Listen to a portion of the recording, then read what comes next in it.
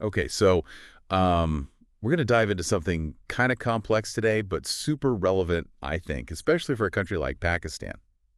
We're talking about carbon credit trading. Mm-hmm. You might be wondering, can this actually work in Pakistan? Yeah. Well, we've got this research report, pretty hefty, Mm. from February 2025. It's called Carbon Credits Trading in Pakistan. Okay. It's by Karen Dawes, Pakistan, and Zero Point Partners. Interesting. And they've gathered insights from all these major players, like the Ministry of Climate Change, GIZ Pakistan, WWF, and the World Bank. Wow. So we're in good hands as far as the source material goes. Yeah, it sounds like it. But It's definitely a hot topic, and for good reason. oh yeah, This whole idea of carbon credit trading, I mean, it can seem a bit abstract maybe at first, yeah, but it kind of boils down to this. Companies can earn credits for reducing their greenhouse gas emissions, right? right. Think of it like getting rewarded for going green. And then they can sell these credits to other companies who, maybe they're struggling to meet their own emission reduction targets. Okay, It's basically a way to create a financial incentive for everyone to reduce their carbon footprint. right. So it's like a market for being eco-friendly. Exactly. But I know there are different types of carbon markets, right? Right. This report focuses specifically on the voluntary carbon market, the VCM. Mm-hmm. What makes the VCM a better fit for Pakistan compared to those other types?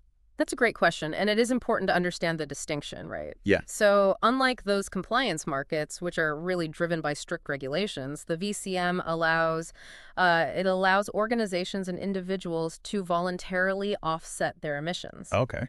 So that flexibility is particularly appealing for developing countries like Pakistan because it doesn't require the same level of regulatory oversight as a compliance market would. Got it. So it's like choosing to go the extra mile for the environment without being forced to. Right. Exactly. Okay. Yeah. But how did we even get to this point of trading carbon credits? I mean, where did this whole idea come from? Well, the roots of carbon markets, they can be traced back to this thing called the cap and trade system, which was actually initially designed to just combat pollution in general. Okay. So imagine a bunch of factories, right? And they're all emitting pollutants. Yeah. The government sets a cap, like a limit, on the total amount of pollution allowed, and then divides that cap into these things called allowances. So it's like each factory gets a permission slip for a certain amount of pollution. Exactly. And here's where the trading comes in, right? So factories that can easily reduce their emissions, maybe they've already got some good practices in place. Right. They can sell their extra allowances to those who are having a harder time staying below that limit. Oh, okay. So this market-based approach, it encourages companies to find innovative and cost-effective ways to reduce their emissions, knowing that they can actually profit from their efforts. That's a clever way to incentivize positive change. Yeah. But how did we go from like trading pollution permits to trading these carbon credits on this global scale? The concept really took off with the Kyoto Protocol back in 1997, an international treaty. Right. And it actually introduced three main mechanisms for emissions trading. Three. Okay. We had the Clean Development Mechanism, where developed countries could invest in emission reduction projects in developing countries. Okay. So they'd earn credits towards their own targets. I see. Then there was joint implementation, which is similarly but focused on projects between developed countries. Okay. And lastly, international emissions trading, which basically allowed countries to buy and sell emissions allowances. Okay. Kind of like that cap and trade system, but just on that global level. Oh, okay. So it's like the Kyoto Protocol really laid the groundwork for the global carbon market we see today. Exactly. But what about this voluntary carbon market? When did that enter the picture? So the VCM gained momentum, I would say in the mid-2000s, as corporate social responsibility became, a bigger focus. Right. It's driven by companies and individuals who actually want to take climate action beyond what's, legally required of them. Think of it as a way to kind of neutralize their environmental impact, even if they're not obligated to. Okay, so let's say a company in Pakistan wants to develop a carbon credit project under this VCM. Mm-hmm. What steps would they need to take? First, they would need to select a project methodology that aligns with internationally recognized standards. Okay. Things like the gold standard, or Vera. Okay. These standards are important because they ensure that the project is actually reducing emissions and not just greenwashing. Right. Yeah. Then they'd have to go through a pretty rigorous verification process, actually, with independent auditors to make sure the project meets all the criteria. It sounds pretty rigorous, but it makes sense if you want to make sure these credits, hold real value. But once a project is up and running, how are those carbon credits actually generated? Okay, let's imagine the project involves planting trees. Okay. Yeah. So the company would meticulously track the amount of carbon dioxide absorbed by those trees over a specific period of time. Okay. And then that amount, after being verified by those independent auditors, is then translated into those carbon credits. Okay. Each credit representing 1 ton of CO2 removed from the atmosphere. So it's like a certificate of environmental good deeds Right. for removing that carbon dioxide from the air. Honestly, yeah. And then those credits can be sold on the VCM, right? Right. But where does Pakistan specifically fit into all of this? Well, Pakistan actually already has some experience with what we call nature-based solutions. Okay. A great example is that Indus Delta Blue Carbon Project. Right. It's a large-scale mangrove restoration initiative. That project was incredibly successful. I remember reading about this, sequestering over 2 million metric tons of carbon dioxide annually. And that was over 60 years. Yeah. It's a real testament to what's possible in Pakistan. Yeah. But does the country have the potential to become, like a major player in this VCM? Absolutely. Pakistan has several factors working in its favor. Okay, like what? Well, firstly, it's got a large land area with significant potential for forestry, agriculture, and blue carbon projects. Right. Secondly, the country have a young and growing population which can provide the labor force needed for these projects. And we can't forget the impact of the Paris Agreement, right? Didn't that create a more supportive global framework for carbon markets? You're absolutely right. The Paris Agreement, which was adopted in 2015, was a major turning point in global climate action. Yeah. It emphasizes what are called nationally determined contributions. It means that each country, sets its own targets for emission reductions. Right. So it's very country-driven. And within the Paris Agreement, there are specific articles that are especially relevant to carbon markets, right? Precisely. Articles 6.2, 6.4, and 6.8. Okay. They provide the framework for international cooperation on these emission reductions. So Article 6.2, for example, that focuses on bilateral trading between countries. Right. Right. Yes. A great example of this is the successful transaction between Switzerland and Thailand. Why Thailand and Switzerland specifically? Well, they actually completed one of the first successful Article 6.2 transactions. Oh, wow. Thailand had these, excess emission reduction credits, while Switzerland needed more to meet its climate targets. So they entered into this bilateral agreement where Switzerland purchased credits from Thailand, allowing both countries to actually achieve their goals. Ah, so Article 6.2 facilitates these kinds of win-win agreements between countries. Yes, exactly. What about Article 6.4? What does that focus on? Article 6.4 is all about project-based trading. So it establishes this mechanism for creating a new international carbon market, separate from the existing mechanisms under the Kyoto Protocol. Okay. This is where things get really interesting for Pakistan. Because this new market could open up even more opportunities for Pakistan to participate in carbon credit trading. Exactly. Now, Article 6.8, that focuses on what we call non-market approaches to climate change mitigation. Okay. So it encourages cooperation on things like, technology transfer and capacity building, which are essential for developing countries like Pakistan to effectively participate in the carbon market. Okay. Yeah. This all sounds promising for Pakistan's potential in the carbon market. It does. But before we get ahead of ourselves, we do need to consider the potential challenges. Right. Right. Our research report, it highlights both challenges and opportunities based on what's called a SWOT analysis. Yes. And I'm eager to dive into those. Oh, yeah. But for now, let's, give you a moment to digest all this information. Carbon markets are complex. But understanding the basics is really crucial to kind of grasping their potential impact, especially in a developing country like Pakistan. All right. Let's unpack that SWOT analysis you mentioned. Okay. What are some of Pakistan's strengths when it comes to, participating in this carbon market? Well, according to the report, one of Pakistan's biggest strengths is its existing institutional knowledge and capacity for those nature-based projects we were just talking about. Right. Like the Indus Delta Blue Carbon Project. Mm-hmm. It wasn't just a success because of the mangroves themselves. Right. The project thrived because of effective community engagement, strong partnerships with local NGOs, and a solid understanding of the ecological dynamics at play. Right. It's a model for how to do things right. Absolutely. That project demonstrates that Pakistan already has the groundwork, for scaling up these types of initiatives. Okay. Beyond experience, another strength is the increasing awareness of climate change in Pakistan. We're seeing it at both the government and public levels, which is leading to the development of, policies and institutions specifically focused on climate action. Okay. And that kind of supportive environment is crucial for, nurturing a carbon market. Okay, so experience, awareness, and some supportive policies. Yeah, Sounds like a good starting point. it is. But what about the weaknesses? Sure. What are some of the hurdles Pakistan needs to overcome? One significant weakness highlighted in the report is a technical capacity gap. Okay. Both the public and private sectors, they need more expertise in key areas like project development, carbon accounting, and verification.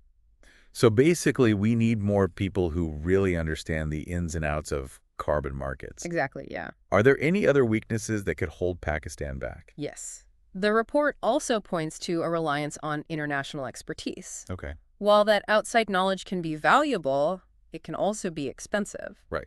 And sometimes those international consultants might not fully grasp the nuances of the local context. Yeah. So Pakistan needs to develop its own pool of homegrown experts Right. to ensure that carbon credit projects are designed and implemented in a way that truly benefits the country. That makes a lot of sense. It's always better to have expertise that's rooted in the local environment. Absolutely. So we've looked at the strengths and weaknesses. Let's shift gears and explore the opportunities. Okay. What are some of the areas where Pakistan could really shine in the carbon market? Well, the forestry sector immediately jumps out as a huge opportunity. Okay. Pakistan has vast areas that are suitable for afforestation and reforestation projects. Right. Planting trees on that scale could sequester enormous amounts of carbon. It's like a triple win, right? Right. Reducing emissions, protecting nature, and benefiting local communities. Exactly. And then we have the agriculture sector. Right. It's currently a major source of emissions in Pakistan, but it also has massive potential for emission reductions. Okay. Think about things like improving livestock management, transitioning to more sustainable farming practices, Right. and optimizing fertilizer use. And let's not forget about blue carbon. Oh, of course, yeah. Pakistan's long coastline opens up a world of possibilities for projects that restore and protect coastal ecosystems, like those mangroves we talked about earlier. Absolutely. Blue carbon is a rapidly growing area in the global carbon market. Yeah. And Pakistan is really well positioned to capitalize on it. These coastal ecosystems are incredibly effective at storing carbon. Yeah. And restoring them provides, additional benefits like protecting coastal communities from storms and supporting fisheries. So we've got forestry, agriculture, and blue carbon, all incredibly promising areas for Pakistan. They are. Are there any other opportunities we should mention? The report suggests that Pakistan could actually position itself as a hub for carbon credit project development in the region. Wow. Okay. By developing its expertise and infrastructure, it could attract investment. Right. And provide services to neighboring countries in South Asia that are also interested in participating in the carbon market. Wow. That's a bold vision. It is. It sounds like Pakistan could become a real leader in this space. Yeah. But of course, we need to be realistic about the potential roadblocks as well. Of course, yeah. What are some of the threats that could hinder the development of a thriving carbon market in Pakistan? One major threat is bureaucratic delays. Okay. Navigating Pakistan's, complex regulatory environment, Yeah. it can sometimes really slow down project development, Right. which makes it harder to attract investors. Yeah, that makes sense. And then there's the risk of policy inconsistencies, Okay. changes in government or priorities, that can lead to shifts in policy, creating uncertainty for those who might be interested in investing in carbon credit projects. I see. So a lack of stability and predictability can make investors hesitant. Are there any other potential threats that could hinder progress? Yes, macroeconomic instability is another concern. Okay. Fluctuations in currency exchange rates or inflation, can make it difficult to accurately predict project costs and returns, Right. which can, again, make investors think twice before committing. Okay, so bureaucratic delays, policy inconsistencies, and macroeconomic instability. Yeah. These are all serious challenges that Pakistan needs to address if it wants to create a successful carbon market. Right. But it's not all doom and gloom. No, it's not. The report also highlights that the government is already taking steps in the right direction. That's right. In November of 2024, Pakistan unveiled its carbon market policy guidelines, Okay. which aim to create a more transparent and effective regulatory framework for both VCM and Article 6 activities. That's a big step. Can you tell us more about these guidelines and what they mean for Pakistan's carbon market? Well, the guidelines focus on three core pillars: Okay. environmental integrity and transparency, attracting investment, Okay. and capacity building and stakeholder engagement. Those sound like solid principles. Yeah, Can you elaborate a bit more on each of these pillars and why they're so important? of course. The first pillar, environmental integrity and transparency. Right. That's all about making sure that the carbon credits generated in Pakistan are high quality Okay. and represent genuine emission reductions. Yeah. This is absolutely crucial for maintaining the credibility of the market Right. and attracting buyers who are looking for legitimate ways to offset their emissions. Right. We don't want any greenwashing. What about the second pillar, attracting investment? Yeah. How do these guidelines address that crucial aspect? The policy aims to create a more favorable investment climate, by streamlining procedures, offering tax incentives, and establishing clear guidelines for project development. Okay. This will make it easier for both domestic and international investors to participate in Pakistan's carbon market, knowing that the rules of the game are transparent and straightforward. That makes sense. A stable and predictable environment is key to attracting investors. Absolutely. And finally, what about capacity building and stakeholder engagement? Why are those aspects emphasized in the guidelines? Capacity building is essential to ensure that Pakistan has the knowledge and skills to develop, implement, and monitor carbon credit projects effectively. Right. And stakeholder engagement is crucial for making sure that the carbon market benefits all segments of society, Okay. including local communities and vulnerable groups. Right. We don't want to see a situation where only certain people or companies profit from the carbon market while others are left behind. It sounds like these policy guidelines are a real game changer for Pakistan's carbon market. They really are. But even with a solid framework in place, there's still work to be done, right? Right. What are some of the key recommendations for ensuring Pakistan's readiness to participate in this market? The report outlines several recommendations that focus on 5 key areas: governance and policy development, capacity building, innovative financing, technology integration, and private sector engagement. Okay, let's delve into each of those recommendations. Starting with governance and policy development, what are some of the specific actions that need to be taken? One key recommendation is for Pakistan to establish clear roles and responsibilities Okay. for the different government agencies involved in the carbon market. Right. This will help to streamline decision-making, Okay. reduce those bureaucratic hurdles we talked about earlier, Yeah. and ensure that everyone is on the same page. Cutting through that red tape is essential for creating an efficient and attractive market. It is. What about capacity building? What Yeah. specific recommendations did the report highlight for this area? Well, one of the key recommendations is for the government to invest in targeted training programs Okay. to develop local expertise in those critical areas we mentioned before, project development, carbon accounting, and what we call MRV. Right, MRV. Monitoring, reporting, and verification. It's all about making sure those carbon credits represent real, verifiable emission reductions. Exactly. What about innovative financing? Sure. How can Pakistan attract the funding needed to get these projects off the ground? The report recommends exploring innovative financing mechanisms like green bonds All right. and blended finance. Okay. These approaches can help leverage public funding to attract private investment, Right. making these projects more financially viable and reducing the burden on the government. It's about finding creative ways to get the money flowing towards these important projects. Right. What about the role of technology in accelerating Pakistan's carbon market? Yeah. What are some of the recommendations in that area?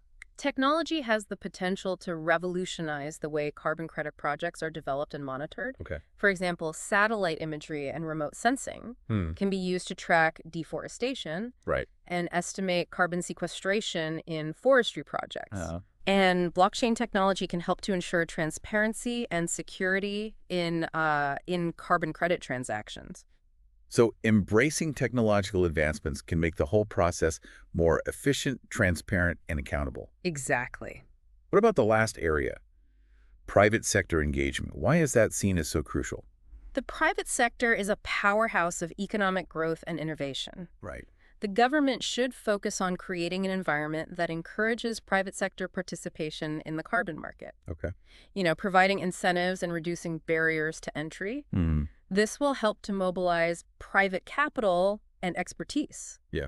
which will be crucial for driving the growth of the market. It's about fostering a strong partnership between the public and private sectors, working together to build a robust and sustainable carbon market in Pakistan. Right. But at the end of the day, what does all of this mean for the average person in Pakistan? Yeah, Why should they care about carbon credit trading? that's a great question. And it is important to connect all of this back to the people it will ultimately impact. Yeah. A thriving carbon market in Pakistan doesn't just benefit the environment. Right. It can have a real positive impact on people's lives. So we've been talking about Pakistan, potentially becoming this hub for Mhm. carbon trading in the region. Right. But, I mean, is that realistic? Yeah. Are there any other countries in South Asia making like similar strides in the carbon market? That's a great point. It's not just about Pakistan's potential in isolation. We need to consider the regional landscape, right? Right. India, for example, has made significant progress in renewable energy and has a well-established carbon market. Got it. So there's definitely competition in the region. So Pakistan needs to have a clear strategy to stand out and attract those investments. Absolutely. It's not a given that Pakistan will become the hub, Right. but the opportunity is there if the right steps are taken. Okay, so back to those benefits for everyday people. How exactly can a strong carbon market, improve the lives of Pakistanis? Well, think about it this way. Many carbon credit projects, especially those focused on forestry and agriculture, they're often located in rural areas. Right. And these projects can create jobs, boost local economies, and improve livelihoods for people in these communities. It's about bringing sustainable development to those who need it most. Exactly. And it's not just about jobs. Okay. Many projects also focus on things like, improving water resource management Right. or promoting sustainable farming practices. Yeah. These initiatives can have a direct impact on people's lives, making their communities more resilient to climate change and ensuring a more sustainable future for generations to come. It sounds like there's a real ripple effect where the benefits of these carbon credit projects extend far beyond just reducing emissions. Precisely. And the report actually highlights some specific project types that demonstrate the potential of carbon credit trading in Pakistan. Okay, yeah. One example is the Moving project in neighboring India. Moving. That sounds intriguing. Tell me more. This project focuses on electrifying public transportation, Okay. replacing those old polluting diesel buses with electric vehicles. Right. Not only does this reduce emissions significantly, but it also leads to cleaner air in cities and creates jobs in that burgeoning renewable energy sector. It's a great example of how carbon credit projects can address multiple problems at once. What other examples are out there? We've talked a lot about blue carbon, right? And this is another area where Pakistan has huge potential. The report highlights the importance of protecting and restoring coastal ecosystems like mangroves, seagrass beds, and salt marshes. These ecosystems are what we call carbon sinks. They absorb and store vast amounts of carbon. Right. So it's not just about planting trees anymore. It's about recognizing the value of these coastal ecosystems and harnessing their power to combat climate change. Exactly. And to make sure these carbon credits are truly making a difference, we need robust methodologies and standards to ensure their integrity. That makes sense. We need to make sure these credits represent, genuine emission reductions, not just empty promises. How does that work in practice? Well, organizations like the Gold Standard and Vera, they've developed, rigorous methodologies and standards specifically for carbon credit verification. Okay. They provide frameworks for measuring, monitoring, and reporting emission reductions, ensuring that projects meet, high environmental and social safeguards. So it's about creating a system of checks and balances to ensure that everything is transparent and trustworthy. Exactly. And as we wrap up our deep dive into this world of carbon credit trading in Pakistan, I want to leave you with one final thought. Okay, I'm all ears. What's the takeaway? As technology continues to advance, how do you think innovations like artificial intelligence and satellite imagery will transform carbon credit verification and project monitoring in the future? That's an excellent question. I mean, imagine AI analyzing massive amounts of data from satellites, drones, sensors, Yeah. to track deforestation, assess carbon sequestration, and even detect like any fraudulent activities in real time. The possibilities are incredible, right? Technology has the potential to make the carbon market even more efficient, transparent, and accessible, Yeah. which could ultimately drive even greater climate action globally. Well, on that note, it's time for us to resurface from this deep dive. We've covered a lot of You ground, have. exploring the intricacies of carbon markets, Pakistan's potential role in this evolving landscape, and uh, and the exciting role technology might play in shaping the future of carbon trading. It's been an enlightening journey, and we hope you now have a clearer understanding of this complex but critically important world Yeah. and why it matters, not just for Pakistan, but for the planet as a whole.